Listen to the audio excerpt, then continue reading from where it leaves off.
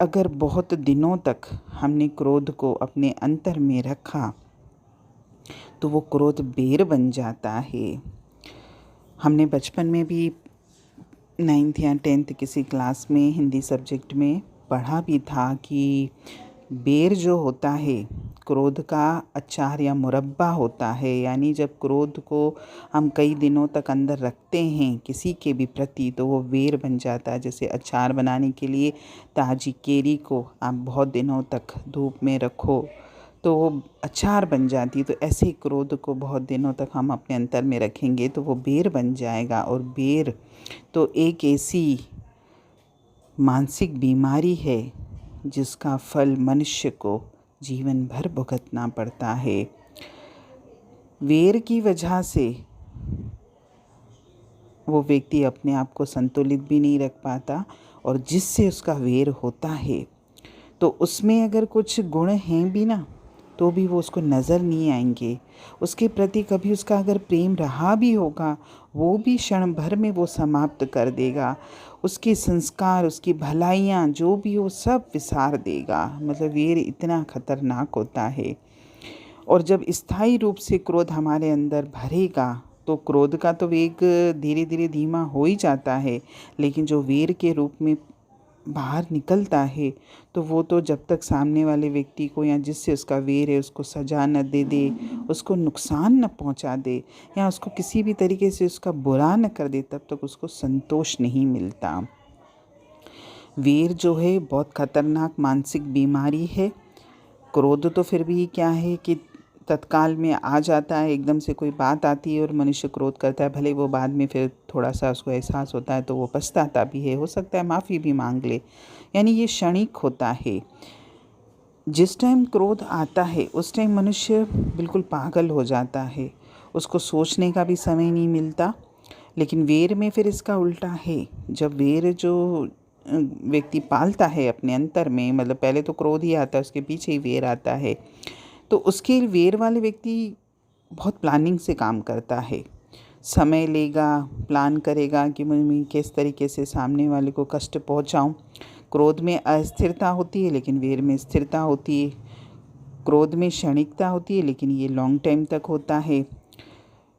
क्रोध में जो होता है दूसरों को दंड देने की भावना, सहन शक्ति ना होना, आवेग होना, आवेश होना, ये सारी बातें होती हैं। लेकिन वेर में सोच समझ कर बदला लेने की भावना होती है।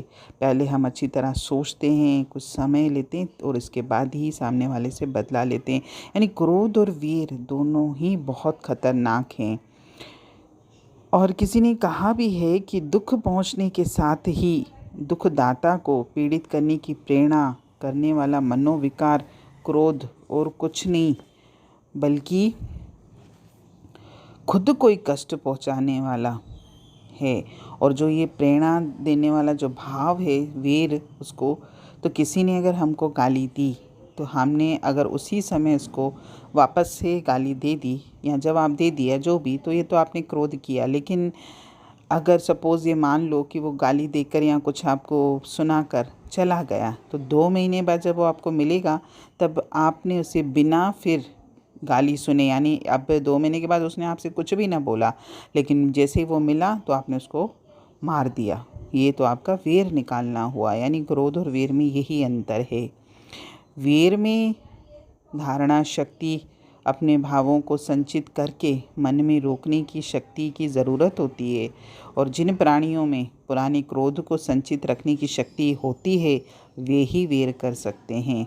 क्रोध तो पशु पक्षी मनुष्य सभी प्राणियों को पागल करने में पूरी तरह समर्थ है, किंतु वेर ये कार्य नहीं कर सकता क्योंकि वेर में स्थायित्व होता है। यानी आज की वाणी में क्रोध और वेर दोनों में अंतर बताया गया, लेकिन इसकी शुरुआत होती क्रोध से ही है। जब हमारे मन में किसी के लिए कोई गलत बात आती है, कोई गलत भाव आता है, तभी मैं गुस्सा करता हूँ, क्रोध करता हूँ।